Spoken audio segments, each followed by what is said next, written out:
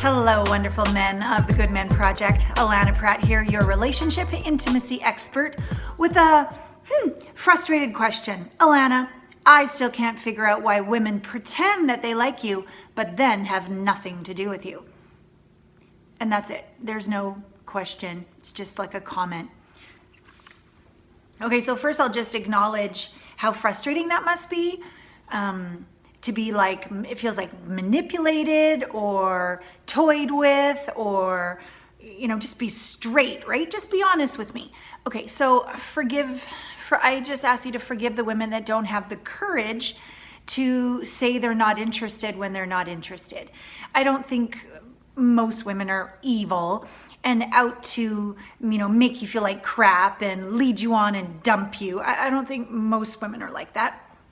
I do think a lot of women and men, a lot of people find it really difficult to let somebody down, to experience another's discomfort, to watch another in pain. It's very difficult.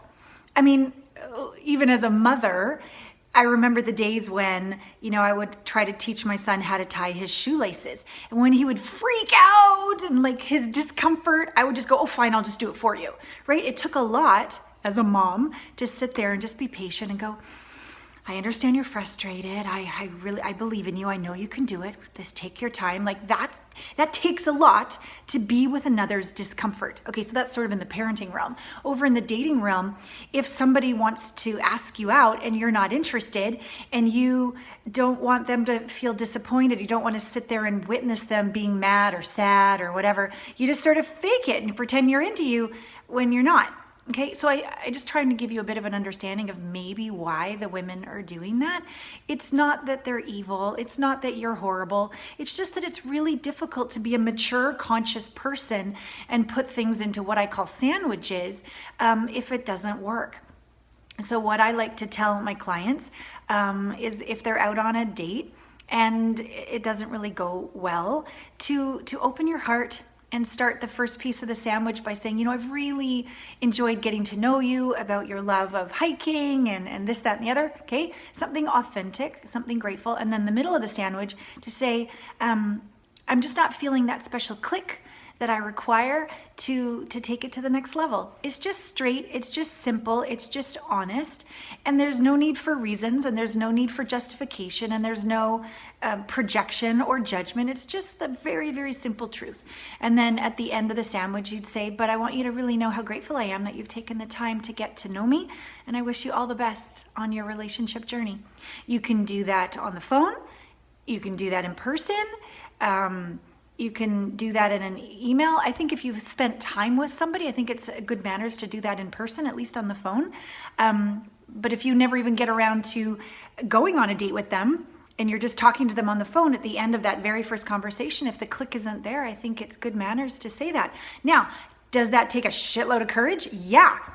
Could the other person take it very personally and like call you names and hang up on you? Maybe. Most of the time, I wouldn't say all the time, I've had some people get really mad at me when I've done that. Well, don't you think you're blah, blah, blah? And I'm just like, well, I'd rather do that than just ghost you or, just disappear. So that's how I do it. But most of the time, if I was dating somebody and I said that, they would be honest. They'd be like, ow, that stings a little. But I really appreciate your honesty and your willingness to be forthright with me. Thanks. I wish you the best too. Right? And we both have grown, we've both evolved, we've both been courageous, we've both been honest, we've both wished each other well. Dating takes courage, okay? So the only last thing I would say is notice if you're attracting women that do that to you. It's very possible that on some level that's a reflection back of where you're not totally forthright, totally open, totally willing to sit in that fire and be honest as well. Maybe, maybe not, but I would encourage you to have a look there because we tend to attract our like vibration and our like mirror. And the more authentic and straight you can be with yourself and with others, you tend to attract that same, caliber of communication skills with who you're dating. Long story short, if you haven't already, a really great piece of information for you to help you with that noble, badass communication skills, staying present, navigating that intense emotion would be my How to Be a Noble Badass complimentary training on my men's site, gethertosayyes.com. So I encourage you to go there. And if you really just need like a quick once over and like, let's get to the core of what's going on. Perhaps in who you're attracting, there could just be a big old, like, what do they say? Like, you know, if you put something on your face like this and then you're like, oh, I never even knew it was there, because you could totally see, right? But it's like, oh, look at that.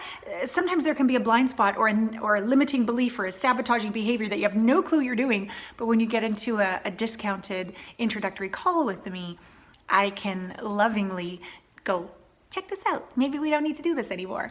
And that'll set you free for a whole other opportunity and results with women. So I encourage you to go to allanapratt.com/connect if you would like to register for a discounted strategy session with me. It would be my pleasure. All right, thank you again, and all my love.